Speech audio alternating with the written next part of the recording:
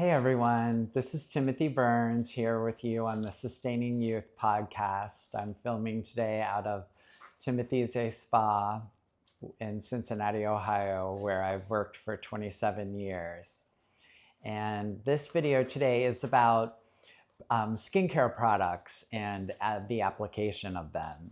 So the first topic I want to address is how to sandwich or layer products to protect your skin from products that your skin can be sensitive to.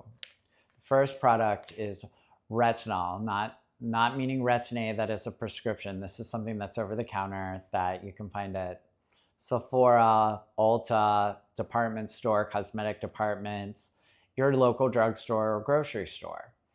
So retinols that are over the counter, if you have extremely sensitive skin, you're going to want to buffer it by putting a layer under and over top of the retinol application. So first you would put moisturizer on, then you would put the retinol on, then you would put a moisturizer on top of it if you are extremely sensitive. If you're mildly sensitive to having what I call or consider reactive skincare, which means that your skin sort of reacts. It doesn't burn or hurt in its sensitivity, but it shows redness to it, is how I would consider reactive. You might not have to sandwich your skin with the retinol in between two moisturizers. What you could do is you could buffer it, which means put a moisturizer on first and then the retinol on top, or put the retinol first and then buffer it by putting a moisturizer on top. And you can go back and forth and see, from 1 week to the next, what is helping your skin acclimate to that product the best. The next most powerful, mostly used ingredient, I would say, that people can be reactive to is L-ascorbic acid or vitamin C. And, there's lots of creams and serums out there that say they're vitamin C, but they're derivatives of vitamin C, and they're charging you for the price of L-ascorbic acid, which is rather expensive. And it's not protecting you at all, and it's not doing giving you the protection that vitamin C can give you from the sun, as well as the overall brightening effects of the skin.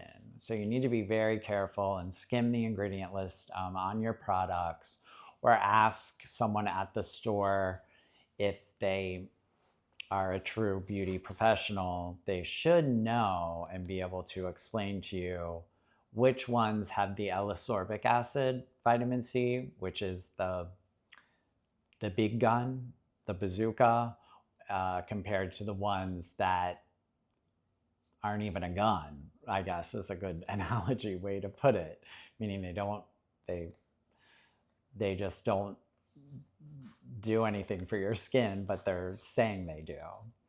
And with vitamin C, you can sandwich, or you can buffer by putting moisturizer on before or after. In the winter, if you're buffering and you're extremely sensitive, sometimes a coat of Vaseline. And I would like to mention real quick, Vaseline has been around forever. It's one of the most safe ingredients anyone can use on their skin. I think, I could be wrong about this, but I think the kids on TikTok call using Vaseline on top of your face sludging your face. That's a term that in the past few years I've heard from some of my late teens and 20s clients. So if you're going to sludge your skin, you're going to put ingredients on your skin, and then the last thing you do is you put a coat of Vaseline over it. And you don't want to have, if you've got oily skin, cystic acne prone skin, you got to be careful with this. But for everybody else, from the normal to the combination to the dry to the sensitive. Vaseline, $3, and it's been tried and true. Most dermatologists recommend it. I recommend it. I don't use it in the summer, but I do use it in the winter quite a bit. My elbows, my knees, like anywhere you have the extremely dry bits on your body as well. You want to go with a slightly more powerful sludging salve ointment-like last layer on the face. Is one that I recommend and that I use a lot of is called Aquaphor. This product is pretty much everywhere, and it comes from Germany. It's made in Germany, and it is petroleum jelly, which is Vaseline, but they've mixed glycerin into it, and it's a specific recipe that can speed up the healing of the skin. Now, the price goes up from $3, which is your Vaseline or petroleum jelly, to somewhere around 10 to 15, depending on the size of the jar, the jug, the tube, the whatever. But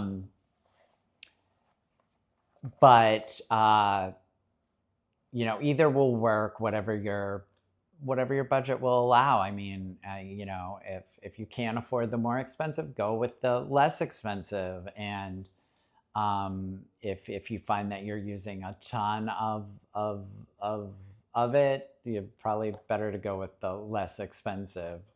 I guess if you wanted to get very DIY on it, do it yourself.